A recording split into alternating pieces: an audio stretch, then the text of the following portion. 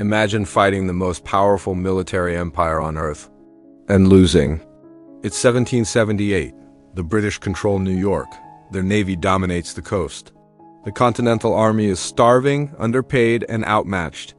On the battlefield, the Americans are struggling, but in the shadows, a different war is being won. Not with muskets, not with cannons, but with invisible ink, laundry lines, and coded letters. This is the story of how George Washington became America's first spy master, and how the Culper Ring outsmarted the British Empire without firing a single shot. By 1778, the American Revolution was hanging by a thread.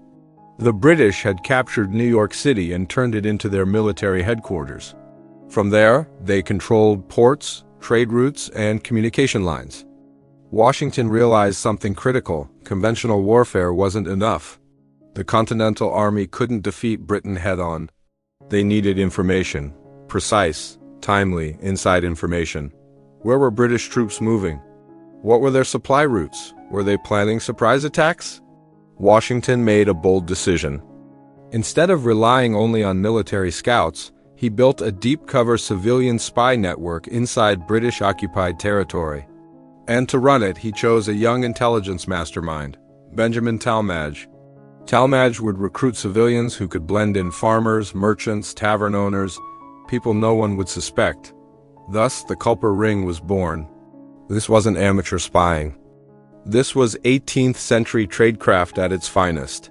The ring used something called sympathetic stain, an early form of invisible ink. Messages were written between the lines of ordinary letters. To the naked eye, they looked harmless. But when treated with a special chemical reagent, hidden messages appeared. Washington even referred to it as the stain. If intercepted, the British would see nothing unusual. Even more advanced was the Culper Codebook. Instead of writing names like George Washington, the spies used numbers. For example, 711 meant Washington. New York had its own number. British generals had numbers. If the letter was captured, it looked like meaningless math. This was early encryption. The same concept lives today in digital encryption, secure messaging apps, and even steganography, where data hides inside images or files. Washington wasn't just fighting a war. He was pioneering modern intelligence strategy. Perhaps the most genius tactic? A laundry line? Anna Strong, a member of the network, lived near the coast. When a courier boat safely arrived, she hung specific items on her clothesline. A black petticoat meant a signal was ready. The number of handkerchiefs told couriers which cove to use. To neighbors, it looked like ordinary laundry.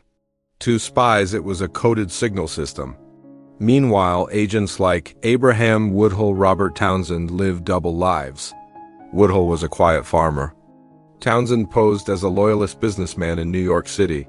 By day, they smiled at British officers. By night, they documented troop movements and naval plans. If caught, they would be hanged as traitors. Unlike soldiers, spies had no prisoner of war protections. Every letter could mean death. Then came one of the most dramatic moments of the Revolution. General Benedict Arnold, once a hero, secretly agreed to betray America. His plan? Hand over the critical fortress of West Point to the British. The Culper Ring intercepted suspicious communications. Their intelligence helped expose Arnold's treason. British officer John André was captured carrying incriminating documents hidden in his boot. André was executed. Arnold escaped, but his betrayal failed. West Point was saved. The revolution survived. The ring also uncovered British plans to counter French reinforcements, protecting America's fragile alliance with France. That alliance would later prove decisive at Yorktown. Information didn't just support battles. It shaped them.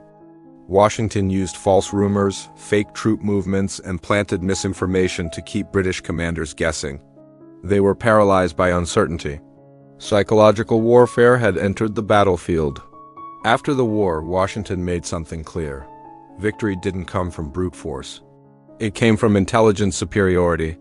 The Culper Ring established a blueprint: civilian assets, compartmentalized cells, code systems, dead drops, secure communications. More than a century later, these principles influenced the formation of the Office of Strategic Services during World War II, and eventually, the modern Central Intelligence Agency.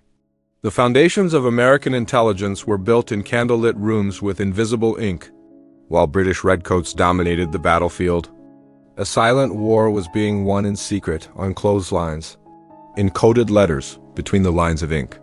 George Washington wasn't just a general, he was America's first spy master.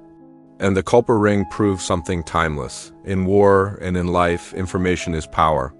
Sometimes the quietest weapons are the most powerful. If you enjoyed this deep dive into hidden history, subscribe for more untold stories of strategy, power, and the secret forces that shaped our world.